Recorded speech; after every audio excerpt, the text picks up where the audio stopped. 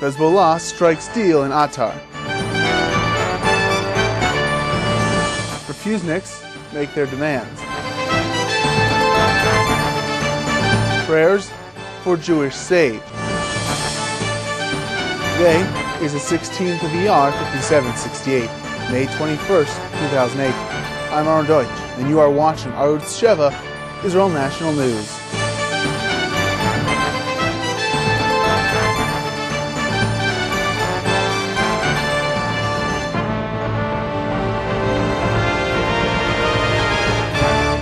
A deal has been reached between members of the Lebanese coalition and opposition in Doha, Attar, yesterday. With me in the studio is Yoni Kapinski. Shalom, Yoni. Shalom, Aaron. Now, what are the main points of the agreement? Well, basically, all the demands made by Hassan Nasrallah, the leader of the Hezbollah terror organization, were accepted. Now, we're talking about an agreement that was reached after 5 days of talks in Qatar to end Lebanon's 18-month political crisis. Here are a few of the main points. 11 of the 30 ministers in a national unity government in Beirut will be Hezbollah members. Now, it's important to understand, Aaron, that this will give the Shiite organization the right to veto any decision. Another one of the points, 16 of Lebanon's current ministers will serve in the new government, and another 3 will serve on behalf of the president. Hezbollah agreed to compromise on its demand to establish an interim government and hold elections. Regarding the president, Lebanon's army commander, General Michel Suleiman, will be appointed as the next Lebanese president. The sides agreed to return to the 1960 election law. Now, this means a change in the election districts, and this is including the area of Beirut, which will be divided into 3. This is another victory for the Hezbollah because the current law allowed the anti-Syrian camp to win the elections. Regarding weapons, the sides only agreed not to use weapons for political purposes. So is this agreement good for Israel? Well, Aaron, any way you look at it, it seems that Hezbollah succeeded to strengthen itself and retain more control in Lebanon, and that can't be good for Israel. Nasrallah announced that the country will revert to normalcy after the worst crisis since Lebanese civil war.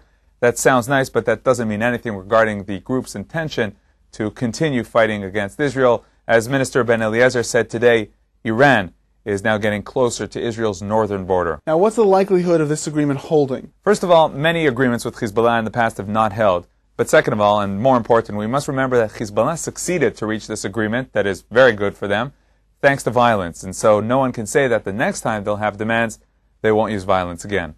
Yoni Kapinski, thank you very much. Thank you. Tuesday night in Jerusalem, several former prisoners of Zion declared at a conference, "We demand compensation for our suffering." The conference took place at the OU Center in the capital. We, former prisoners of Zion, demand from the Russian Federation to pay for our damage while being imprisoned in the Soviet Union. We are rehabilitated, so if we didn't do any crimes there, then we have to be paid. People know that there was a whole movement, so-called Refusniks, people that demanded free immigration from Soviet Russia to Israel. The plight of the hundreds of thousands of Jews that were in some form or other persecuted in the Soviet Union from approximately the time of period between 1970 until the end of the Soviet Union, their plight, what they underwent at the hands of the Soviet authorities is not very well known. So you could say that one of their aims is to publicize the cause. Germany feels it to be responsible for the crimes of their fathers and forefathers. And the same, the Russian government should be also responsible for those who just were persecuted as well, and I yes, think not only a prisoner of Zion, as well the Refusniks. Yes, which is as well as the Refusniks. At the conference, there was a sort of unofficial unveiling of a petition in which the petitioners will petition the new Russian president to officially acknowledge the plight, the years and decades of suffering of Jews in the Soviet Union as a result of their desire to immigrate to Israel.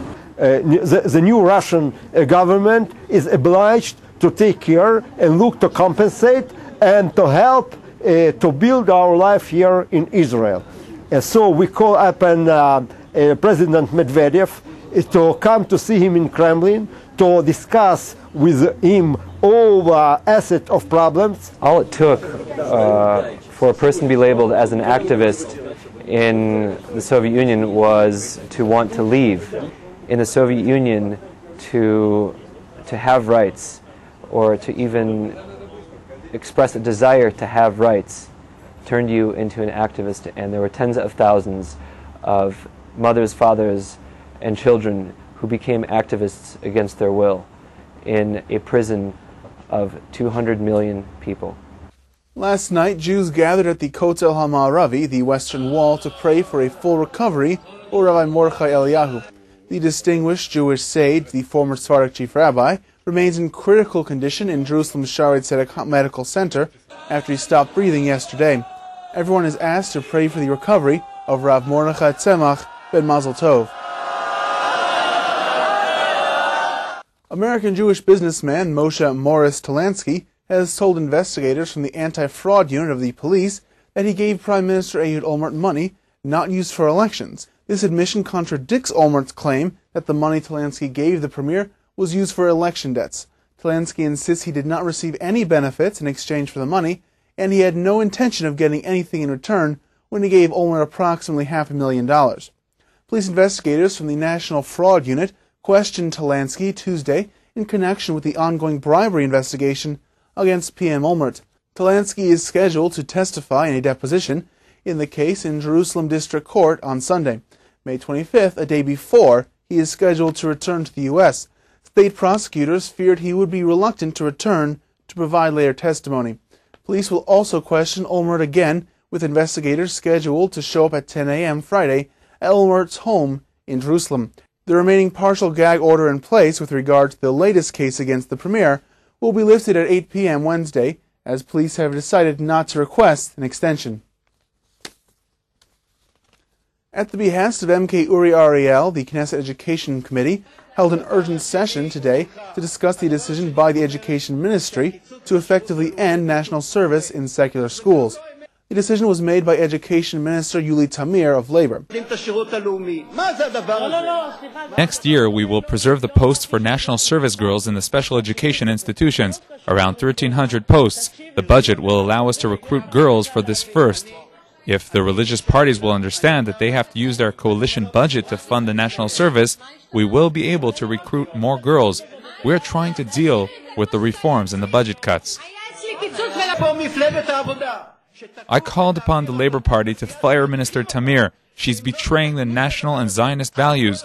Ben-Gurion would be turning in his grave. She's harming Hebrew schools for new immigrants, pre-army academies, and now the national service. Anything that smells of Judaism, she cuts, according to a Peace Now agenda against Zionism at large, and specifically religious Zionism. Minister Tamir claimed finance ministry cuts as the basis for her decision, announced a cut last week of 1/3 of national service positions. Of the 3,136 national service girls who served in schools last year, 90% of them were in public or public religious schools. Danny and Yitzchak Halamish, both convicted of firing into the air as an Arab mob was destroying Jewish fields, have entered prison as their final appeal is being considered. Danny, age 35, has been sentenced to 7 months in prison. His brother Itzik has been given 8 months. The IDF combat veterans asked President Shimon Peres for a pardon, though no response has as of yet been received. The Halamish brothers were to have entered prison weeks ago. They were granted a temporary reprieve by the courts, which delayed their incarceration until President Shimon Peres decided on their request for a pardon. The brothers filed their final appeal yesterday, and their fate is to be decided by the Bagatz later today. And that wraps up today's newscast. Join us again tomorrow for another edition. Until then, shalom, all of us here at Arutz Sheva, Israel National News.